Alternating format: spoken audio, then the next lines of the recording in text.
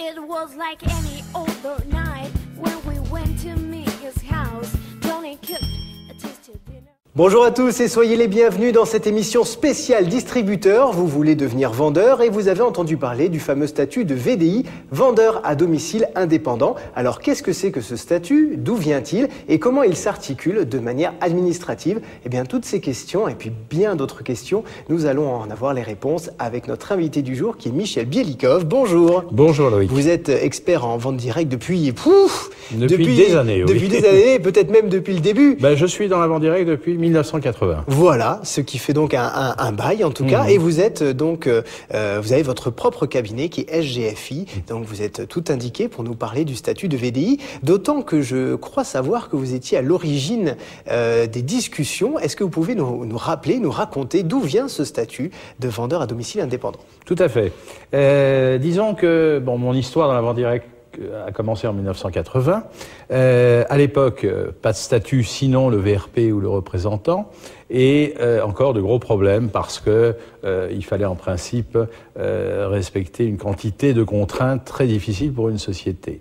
En 1986, on a eu une dérogation, tout à fait, c'était un peu le précurseur en fait du VDI, dérogation au niveau de la sécurité sociale qui permettait de payer des cotisations sur la base du nombre de réunions, système un petit peu compliqué, sur la base du nombre de réunions, et qui permettait en particulier d'alléger considérablement les charges sociales pour les VDI et pour la société. Puis en 91, je dirais la loi fondatrice des VDI qui reconnaissait ce statut et qui le pérennisait en quelque sorte. Alors deux mots, si vous voulez, sur en fait ce statut. C'est un statut social. Donc c'est un statut au regard de la sécurité sociale. Et donc de la loi. Et de la loi, absolument.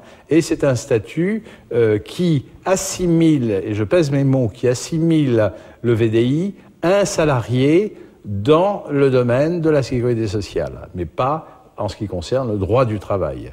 Donc le VDI cotise à la sécurité sociale au régime général de sécurité sociale, c'est-à-dire que, comme un salarié, la société prélève des cotisations au VDI, paye les cotisations, tout le monde connaît, patronales, et envoie le tout à l'URSSAF pour trimestriellement. En quoi ce statut, alors, a-t-il été un peu novateur, finalement, à l'époque? Mais il était complètement novateur parce que, hors salarié, point de salut, c'est-à-dire que toutes les personnes travaillant dans la vente directe, soit étaient salariés, soit étaient, entre guillemets, indépendants, mais la plupart du temps non inscrits, donc dans des situations totalement irrégulières. Donc ce statut a permis de travailler en tant qu'indépendant dans la vente directe, à temps partiel, choisi, tout ce que vous voudrez, et de payer des cotisations et d'être en règle avec ses cotisations sociales. Et finalement, est-ce que c'est pas ce statut qui a institué la vente directe telle qu'on la connaît aujourd'hui, c'est-à-dire en faisant un exit un petit peu à tout ce qui était vente pyramidale et vente un peu illégale? Je pense que le statut, lorsqu'il a été créé en 91, a eu deux avantages. Premier avantage, c'était de légaliser quelque part le travail indépendant dans la vente directe. Et le deuxième avantage, ça a été de faire venir plein de candidats à la vente directe. C'est-à-dire que des sociétés étrangères sont arrivées à l'époque en quantité. Des sociétés françaises ont profité de l'opportunité de ce statut pour se développer. Je nommerai les Charlotte, De Marle et autres. Qui sont aujourd'hui les succès incontestés en France. En France. Et pour répondre à votre question, disons que ça n'a pas, ce point-là n'a pas résolu le problème de la vente pyramidale, mais parallèlement, il y a eu d'autres lois qui ont réglementé et officialisé également ce qu'on appelle le multiniveau. Voilà, le fameux multiniveau qu'il ne faut pas du tout associer à la vente pyramidale, rappelons-le. Est-ce que le statut de VDI est adapté à tous les profils de vendeurs?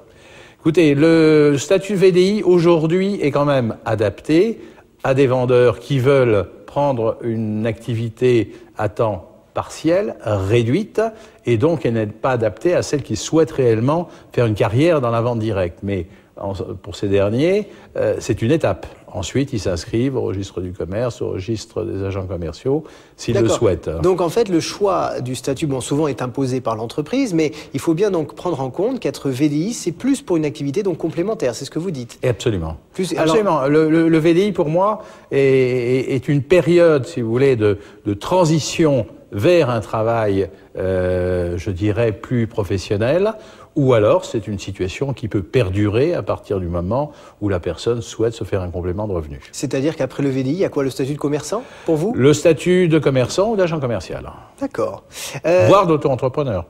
Oui, voilà, voire d'auto-entrepreneur. Est-ce qu'un VDI doit s'inscrire à un registre professionnel, justement? Absolument pas. Justement, la loi précise bien que le VDI ne doit pas être inscrit ni au registre du commerce, ni au registre des agents commerciaux pour bénéficier de son statut. Est-ce qu'un VDI doit faire une déclaration de début d'activité?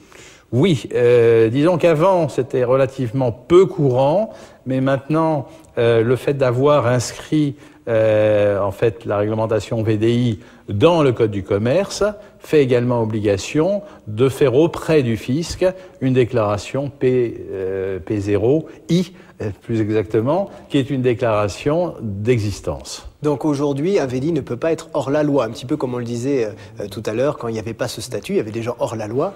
Oui, je ne lui conseille pas, si vous voulez. Bon, il pourra éventuellement attendre quelque temps, c'est-à-dire quelques semaines, peut-être quelques mois avant de se déclarer aux impôts. Voir mais si ça rappelons marche. et rappelons que les impôts, en fait, demandent cette inscription uniquement pour pouvoir éventuellement percevoir la CET ex-taxe professionnelle et la TVA par la suite. Donc quelles conséquences, finalement, si un VDI ne se déclare pas? Il va se faire rappeler à l'ordre par les impôts. Jusqu'à présent, il n'y a pas eu de conséquences réellement, je dirais, dramatiques. C'est simplement un rappel à l'ordre et il s'inscrit et remplit son formulaire. Alors justement, le VDI doit-il payer la taxe professionnelle, donc la CET, ce qu'on appelle maintenant? Le VDI bénéficie d'une dérogation par rapport à la CET, taxe professionnelle, qui lui permet de ne pas payer la taxe professionnelle jusqu'à un certain niveau de revenu. Ah, est-ce que vous avez ce plafond? Le plafond de revenu équivaut à peu près, si vous voulez, aux 3 premières tranches du barème VDI. D'accord, donc il y a une exonération jusqu'à un certain niveau, c'est-à-dire que celui qui n'a pas d'activité particulière... Je peux vous le dire. Oui. Ah ben, en plus vous avez... J'ai pris mes anti-sèches. Alors, dites-nous. Donc, je vais vous dire ça immédiatement. Taxe professionnelle, c'est 16,5% du plafond annuel, soit 5 833 € par an. 5 833 € par an. Bien, donc ça permet en fait à ceux qui vivotent, entre guillemets, un petit peu, de ne pas avoir de charges particulières. Absolument. Voilà. Et l'auto-entrepreneur, parlons-en. Est-ce qu'il vaut mieux être VDI ou auto-entrepreneur? Écoutez, d'abord, est-ce qu'on a le choix? C'est la première bonne question. Est-ce que les entreprises laissent le choix? Alors, les entreprises, en général, ne laissent pas le choix parce qu'ils ont un réseau de VDI et souvent même un réseau de VDI acheteur-revendeur ou mandataire. Donc l'auto-entrepreneur n'est pas tellement prévu. Comme un cheveu sur la soupe. Mais pour l'entreprise, quelque part, c'est une bénédiction puisqu'elle n'a pas à payer de cotisation sociale pour son vendeur. Donc c'est quand même très intéressant. Mais l'auto-entrepreneur, l'avantage bien sûr d'avoir un régime très souple par rapport à un indépendant professionnel. Par contre, il ne faut pas oublier que l'auto-entrepreneur va payer la totalité de ses charges. Si toutefois il facture du chiffre. S'il facture du chiffre. Est-ce qu'un VDI doit payer des impôts? Bien sûr, oui, mais comment? Qu'est-ce qu'il doit déclarer en fait? Bon, le VDI n'est pas reconnu comme tel par les impôts. Les impôts ne connaissent pas, ils ne connaissent que les contribuables. Mais est-ce que les impôts déjà connaissent la vente directe? C'est ça la bonne question. Je dirais, pour répondre à votre question, ils s'en fichent un peu. Ils s'en fichent carrément? Oui. En fait, pour les impôts, vous avez donc des contribuables et le VDI, compte tenu de son niveau de revenu, rentre dans la catégorie de la micro-entreprise ou des micro-BNC s'il est mandataire. Donc pour eux, c'est un contribuable soumis à l'impôt sur la micro-entreprise, le cas échéant. D'accord, donc a priori pour les impôts ils font comment? Parce que je me mets à la place des gens qui nous regardent et qui disent bon ben là c'est bien gentil, mais moi je déclare quoi? Donc qu'est-ce qu'ils peuvent déclarer ces gens-là pour pas avoir le fisc sur le dos? Bah écoutez, c'est très simple, hein. Prenons le mandataire. Bon, il reçoit des commissions, des bonus, tout ce que vous voulez de la société. Le mandataire donc va totaliser tout ce qu'il a perçu, brut. Il va le mettre sur sa déclaration d'impôt dans la case bénéfices industriels et commerciaux micro-entreprises. Un montant, il va avoir une déduction, un abattement pour frais professionnels, et les impôts vont lui demander de payer en fonction de sa tranche d'imposition. Est-ce qu'il y a eu des cas d'incompréhension avec les impôts où justement les gens disent mais je suis VDI, je déclare en tant que VDI et les impôts ne connaissant pas, est-ce qu'il y a eu des incompréhensions? Non, pas du tout, parce que en fait, si le VDI déclare correctement ses revenus, il est un contribuable, il va déclarer exactement comme n'importe quelle micro-entreprise au niveau des impôts, c'est la même chose. Et la retraite alors? Alors la retraite... Parce que c'est juste le volet central maintenant de la vie de tout un chacun, hein, c'est de savoir ce qu'on va toucher à la retraite. Donc est-ce qu'un VDI touche la retraite et qu'est-ce qu'il touche? Bon, le VDI va toucher, mais il faut quand même remettre un petit peu les pendules à l'heure. Le VDI est fait, comme je vous ai dit, c'est un statut qui est fait pour un travail occasionnel, un complément de revenus. Donc il ne faut pas s'attendre à des miracles. Par contre, il va toucher, il ne va pas cotiser à la retraite complémentaire, contrairement aux salariés. Il ne va pas non plus cotiser au chômage, contrairement aux salariés.